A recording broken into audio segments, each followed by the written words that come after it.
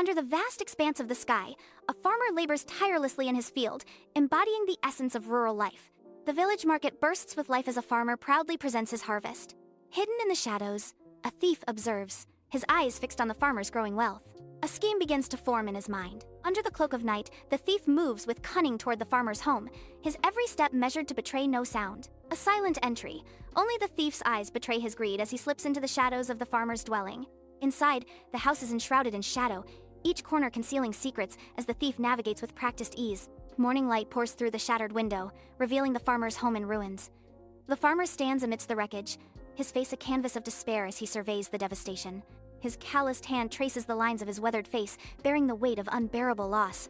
In the heart of the village square, the villagers converge, their faces burdened with worry and simmering anger. A low murmur fills the air as they discuss the theft, a collective sound of discontent rising against the peace of the square.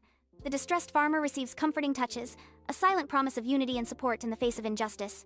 The air vibrates with a shared commitment to justice, a vow taken to reveal the thief and mend the fractured trust within their community.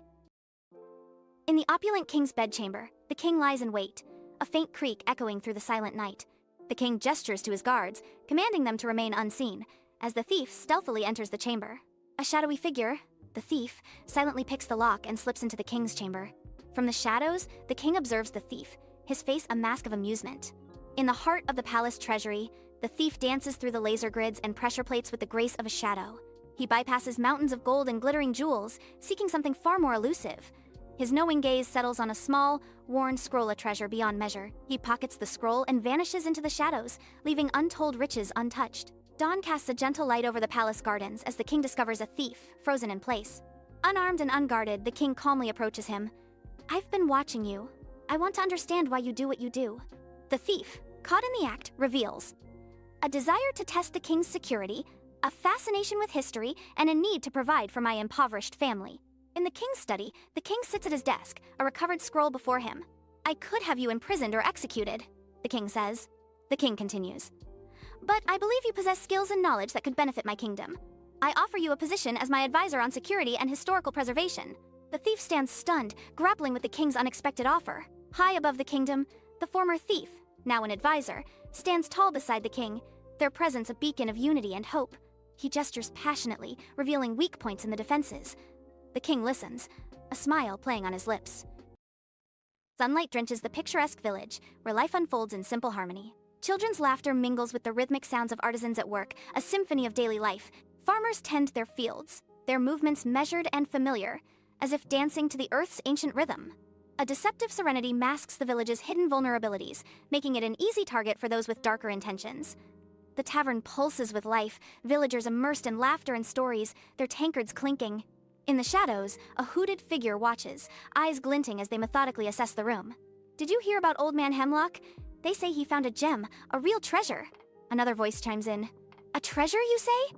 I heard it was an artifact, hidden away for centuries." The mention of the artifact sharpens the thief's gaze, their focus intensifying.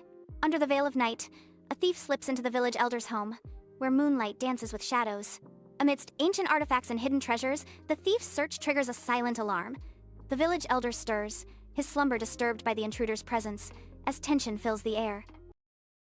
A vast, shadowy estate stretches under the cloak of night.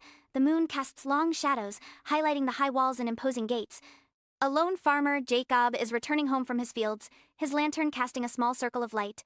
He hears a noise. Inside the king's treasury, dimly lit by a single flickering torch, a thief, known as Silas, is attempting to pry open a chest filled with gold. He's nimble and quick, but clearly nervous.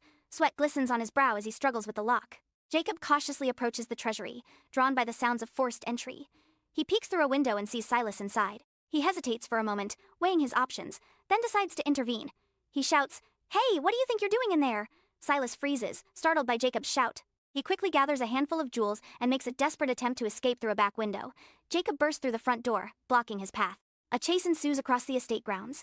Jacob, though not as agile as Silas, is determined. He tackles Silas near the main gate, and after a brief struggle, subdues him.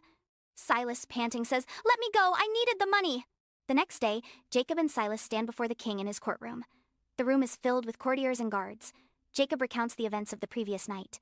The king listens intently, then turns to Silas. "Why did you do this?"